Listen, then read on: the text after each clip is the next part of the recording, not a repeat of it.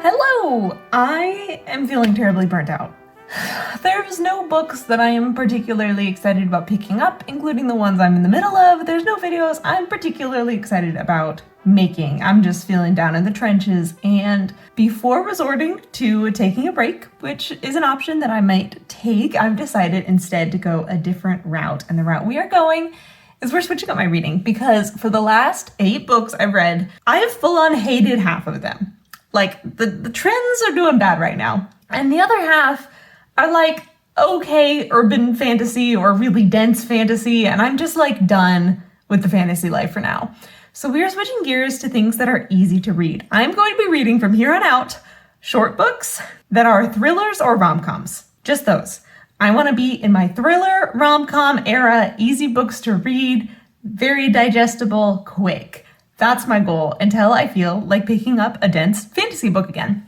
So I'm just starting this out. I have just picked out a rom-com and a thriller to start today, and I'm finally feeling excited about starting a book for the first time in quite a few weeks. Pretty hopeful here at the outset of this project that it's going to go well, because I'm like already feeling this boost in reading energy. So I'll be checking with you as I finish books how I'm feeling and if I'm in the mood yet to pick up a fantasy book, or if we're just gonna keep going on this rom-com thriller train forever. I'm kind of excited to see how many I end up reading and how long this video takes and how I'm feeling at the end of it. So with that, let's jump into Future 𝐂𝐿𝐒 with the first book that I finished. So I just read Edenbrooke, the first of the romances for this video, and oh my, it was exactly what I needed. I loved it.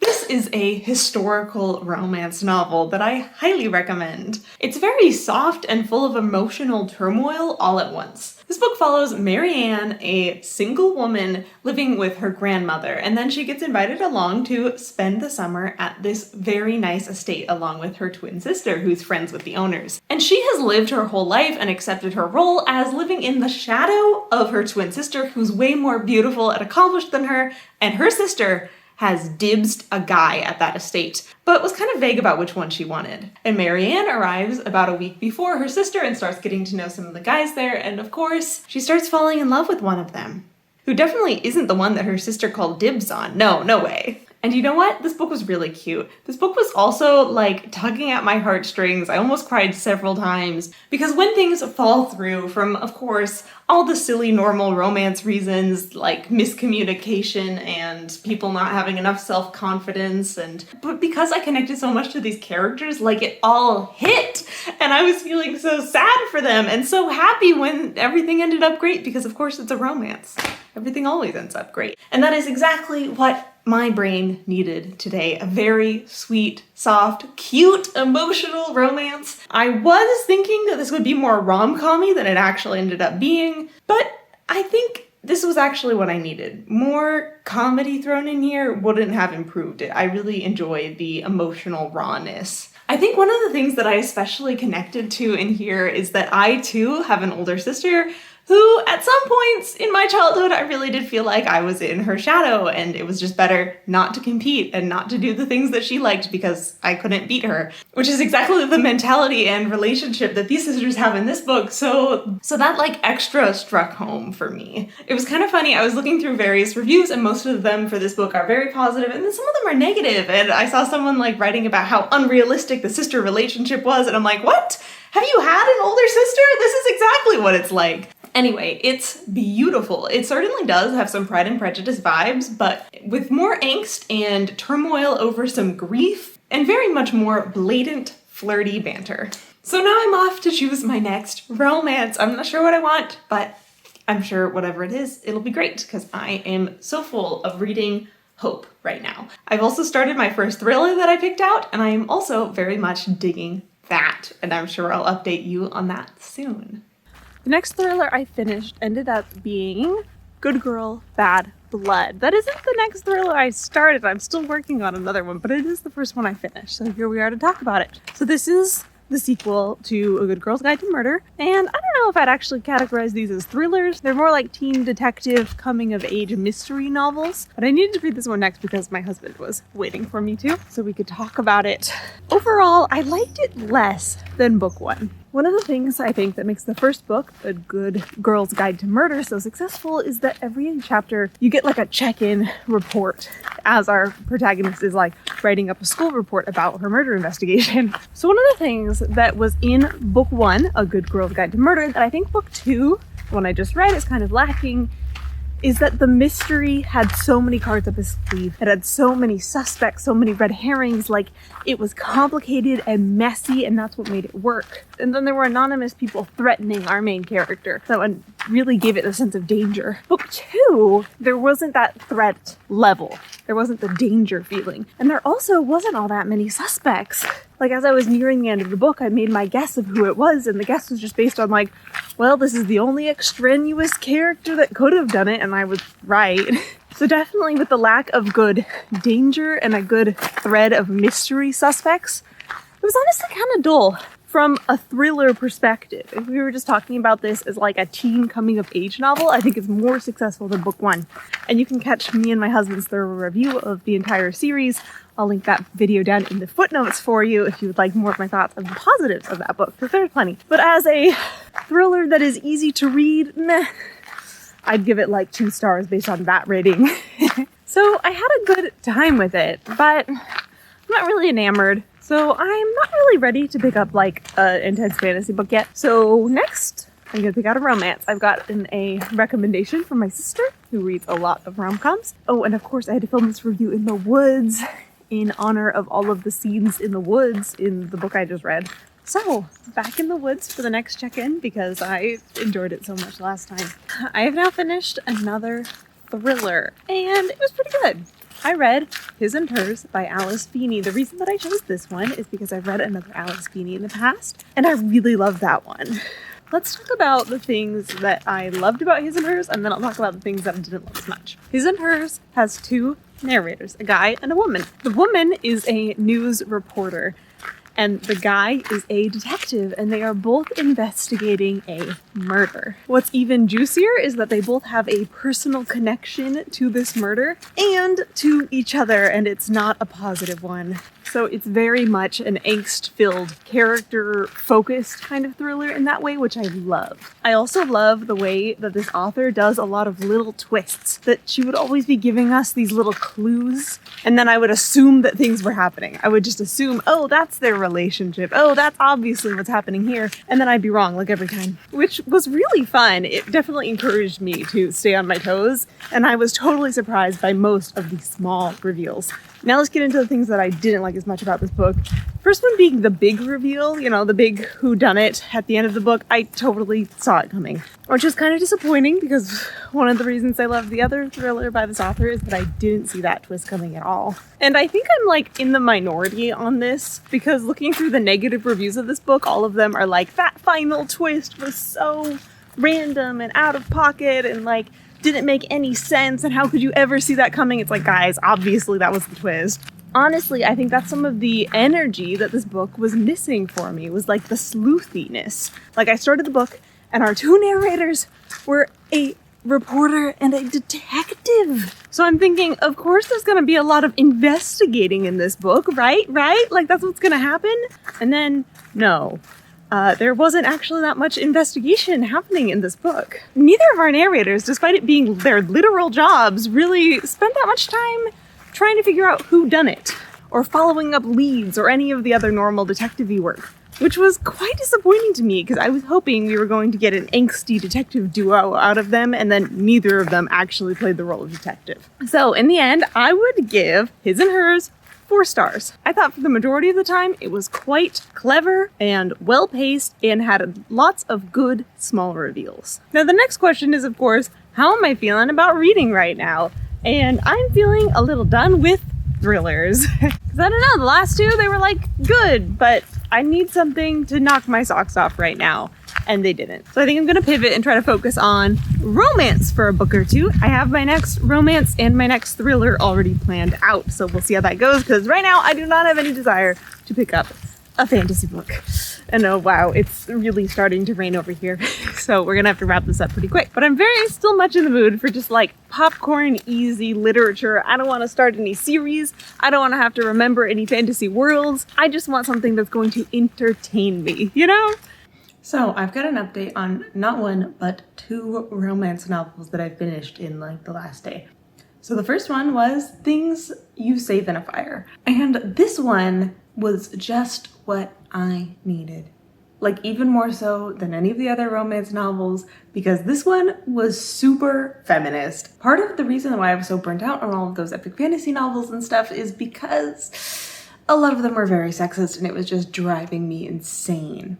So this book is about a female firefighter. And her mother, who she has not really had a relationship with in years, reaches out and invites her to move in with her. And our heroine agrees, so she moves cross country, gets a new firefighting job in order to move back in with her mother and reconnect with her. Alas, her coworkers at her new job are not so feminist as the coworkers at her old job, and she quickly finds many hurdles before they can accept her and fit in. And you know what? The feminism, the vibes, that is exactly what I need. I need powerful woman firefighter in my life. Yes. I need powerful, himbo male firefighters that respect women. I need crotchety old sexist male firefighters learning their lesson and becoming feminists by the end. These are all of the things that I treasured about this book. I also just loved that the focus was always on our protagonist's emotional journey, her reconnecting with her mother, her accepting the possibility of love in her life after so long rejecting it.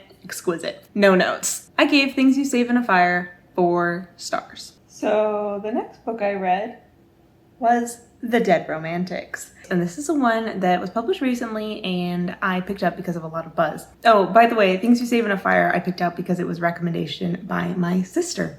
But Dead Romantics I got because it was just generally hyped on the booktube sphere. And I heard the premise and I was like, shut up, I have to read that. So this is about a writer. She can also see ghosts. Of course, she's getting in trouble with her writing deadlines and everything when in all of this mess, her father dies. So she has to go back home for the funeral, completely missing some writing deadlines that her editor was being really strict on. And then her editor also dies and starts haunting her. And there starts their love story. And it was incredibly cute and very deep about grief. I loved all of their cute bantery moments. And I loved the discussions about like writing and novels and romance as a genre and artistic discussions that happened there. I thought particularly well done was our heroine's family. You know, as she comes home for the funeral, she's interacting with her siblings, with her mom, with the denizens of this small town that she left years ago. And all of those interactions felt very real, and all of the characters, despite most of them being pretty minor and not getting much of a role in the story at all, felt like they had their own full personalities. One of the things that I've been thinking about as I've been reading all these romance novels and all these thrillers is twists and how they're set up, because thrillers are really trying to surprise you. They give you lots of red herrings, they give you lots of clues, they're encouraging you to figure out the twist, but you're never going to. Romances, a lot of them also have twists, but they're very much like the traditional rom-com twist where the audience is supposed to see them coming from a mile away. And I gotta say, I'm getting kind of annoyed with those kind of twists. Because if I can see a twist coming from a mile away and it's finally revealed and it's super dramatic, it just kind of makes me annoyed that the characters didn't figure it out forever ago, you know? And I think these kinds of twists in romances can be very powerful if they impact the characters as they are revealed, if it becomes a big turning point in the book. But even in those circumstances, if it's a thing that I feel like the main characters should have figured out by now and haven't, I still get annoyed. So that's how I'm feeling right now. Remember at the beginning of this project when I was really excited about reading rom-coms and thrillers? Now I'm kind of feeling burnt out on rom-coms and thrillers a little bit. I'm in the middle of one rom-com still, and I'm gonna finish that one. But now I'm just trying to think, like, what do I want to pick up next? I guess I could pick up another thriller, give that one more whirl, see how that feels. And then after that, I think I need to do some searching within myself to find what genre I'm feeling next, you know? So anyway, Dead Romantics, I would also give this 4 stars. I loved it. It was very cute. Both the inter-character relationships and the pacing were especially good on this one. Things You Save in the Fire, I think the themes and the melodramatic emotions were my favorite part of that one. It was very cute in that way. And the feminism, of course, raging through that book. So refreshing. So, see you on my next check-in. I'm gonna at least finish my next romance, and I think I'll start one more thriller while I'm at it. I finished some more books. Let's talk about the thriller first. So I read As Good as Dead, the third book in the Good Girl's Guide to Murder trilogy, and it was pretty disappointing. I mean, on one hand, it fits this project better because the series kind of shifted more into the thriller category than the mystery with this third book. The third book, I have like two main takeaways. One, this book made me feel a lot of things. And like all of those things was frustration and anger and annoyance at our protagonist. So, while it was a very engaging experience, it wasn't a very enjoyable experience to read this book, and that's why I gave it 3 stars. Just kind of average good. I think what could have propelled this book and many of the other books in this series up a star is if it had better had character development. Like at the beginning of book 3 here, our main character, Pip, is incredibly jaded and traumatized. And that's kind of set up as the thing that she has to overcome throughout the book to complete her character arc. And then throughout the book, she just gets like more jaded and traumatized. And there's like no resolution to this problem that was set up at the beginning. So after waiting through all of this like average mystery and somewhat mediocre thriller, there isn't even the satisfaction of having our character grow. My overall thoughts on the entire trilogy can be found in that video that I mentioned before, which is coming out very soon. Book 1 was very fun and thrilling, and from there I feel like the series just goes downhill. To the point where in book 3, and the reason why I said like it felt like it didn't really have stakes is because I didn't care if our protagonist accomplished their goals. Because at this point I was so frustrated and annoyed with our protagonist that I like didn't want her to succeed. And so I couldn't even like find myself getting invested in the main plot of this book. I gave As Good as Dead 3 stars. Can you tell I'm a little feeling more burned out than I was at the beginning of this book? Yeah, let's talk about the romance I just finished, which is Hana Carries On. I was really looking forward to this one. I heard good things about the author. I always love it when a book has strong family relationships and when a book brings in religion and religious culture as part of the plot and themes, and this book does both. And also, I didn't like this book.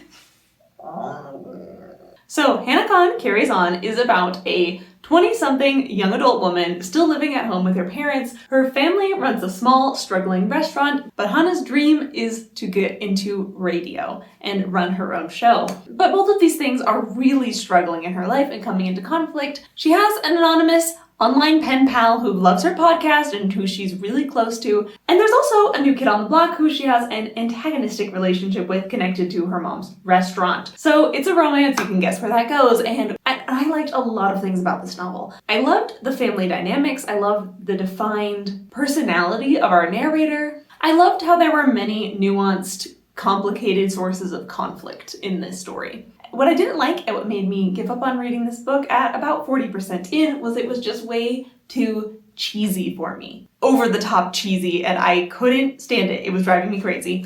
Like at one point there's a fake marriage proposal and the only point of this in the book is to like cause drama with the bystander love interest that sees them dramatically and oh no, she's taken and blah. Like, I just can't believe it. I like the sources of conflict in this book that are centered in our protagonist's like weaknesses and challenges and goals in life. I don't like the sources of conflict in this book that just feel like manufactured in the most annoyingly cheesy way, you know? And there's quite a lot of those. So I gave this book 2 stars.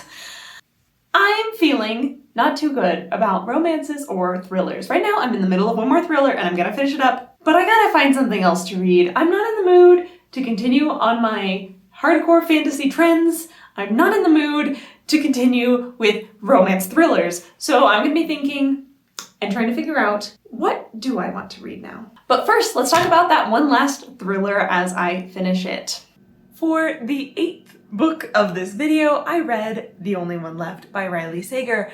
Even though I was feeling kind of burnt out on thrillers and wanting to move on, I knew I wanted to squeeze this last one in because it's a new book that I haven't yet been spoiled for. And all of Riley Sager's books get super popular on booktube, and I knew as a watcher of booktube that if I didn't read it now, I would be spoiled for it and then wouldn't get the opportunity to read it without knowing the twist going in. So, did I like this book? Yeah, I did. This is the story of a woman whose job it is to live in with elderly people and take care of them as kind of their nurse. And she also has a mysterious dark past, of course. And then she gets this new assignment to go take care of this old woman who, when she was a teenager, maybe murdered her entire family, but was never proven. And then throughout the book, we also get added this second timeline of those original murders and get to find out what happened there. So this book was fun, you know, when the twists happened for quite a lot of them, I was very surprised. And I was moderately invested in the whole thing. I think this book does an excellent job of having just an enormous amount of twists. So even if you see something coming, you're going to be surprised by something else. This book also does a nice job of balancing kind of like a tragic ending that's more fitting for a thriller, while also having a happy ending that kind of leaves you like, oh, that was fun. But did I love this book?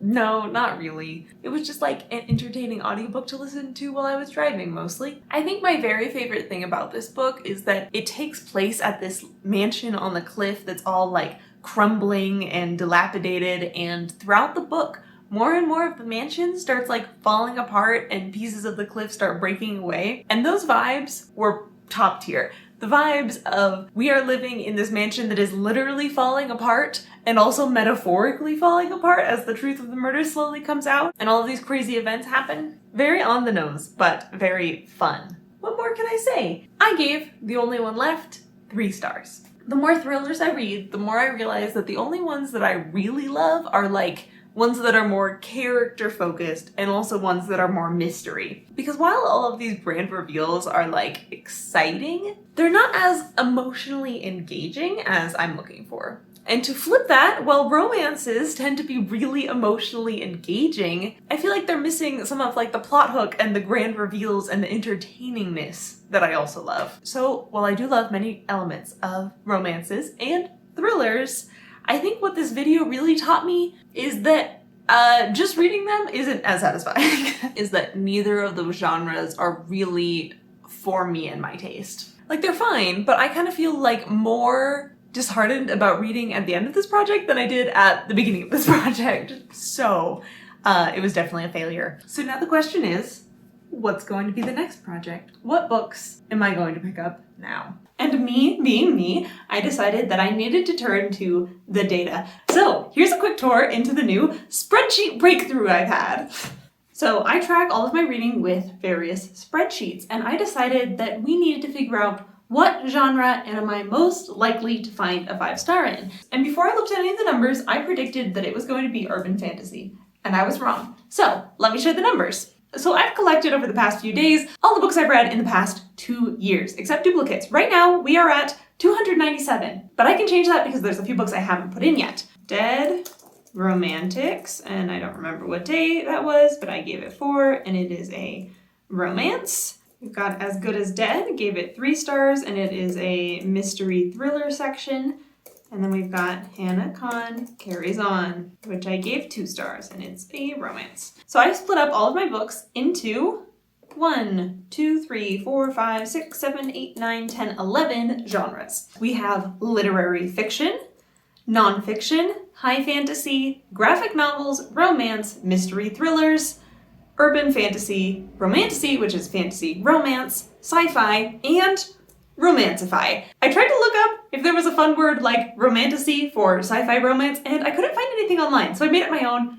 I hope it catches on because I love saying it. Romanscifi. And if we break my reading down on this pie chart, this is what all those genres look like, with the highest chunk being high fantasy books. And then after that, sci-fi books, urban fantasy, romantasy, mystery thriller, graphic novels, Romanscifi, romance, nonfiction, literary fiction. So then the question becomes, which of these books has the highest average star rating? You would think, because I read so much high fantasy, that it's because I really love it, right? So it's going to be high fantasy?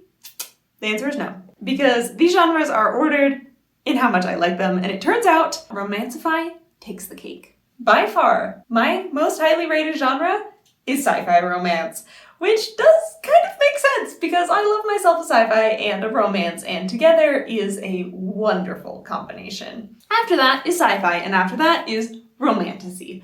So we definitely should lean towards sci-fi and romance together. Average contemporary romance is way down there. I definitely need both the sci-fi and the romance, or both the fantasy and the romance. And high fantasy is way down here, only beating out nonfiction and my least favorite genre, literary fiction. So my next project, I think, I'm going to pick up a bunch of Romanscifi. So keep an eye out for that video of me reading only sci-fi romance books for a little while and seeing how that turns out. I hope to find some new favorite books because it's been far too long since I had a 5-star. And I know Romanscifi is the big buzz right now, and maybe I will also make a Romanscifi video, but I do want to explore sci-fi romance instead. I'm actually really excited about this project. I've already started picking out my newest sci-fi romance craze. I want to be in that era. I want to get lots of 5 stars. I want to fall in love with these romances and these sci-fi worlds. So catch me next time for my various upcoming videos, including Good Girl's Guide to Murder trilogy review with my husband, reading sci-fi romance books, and a few other things that I have in store. Thanks for watching.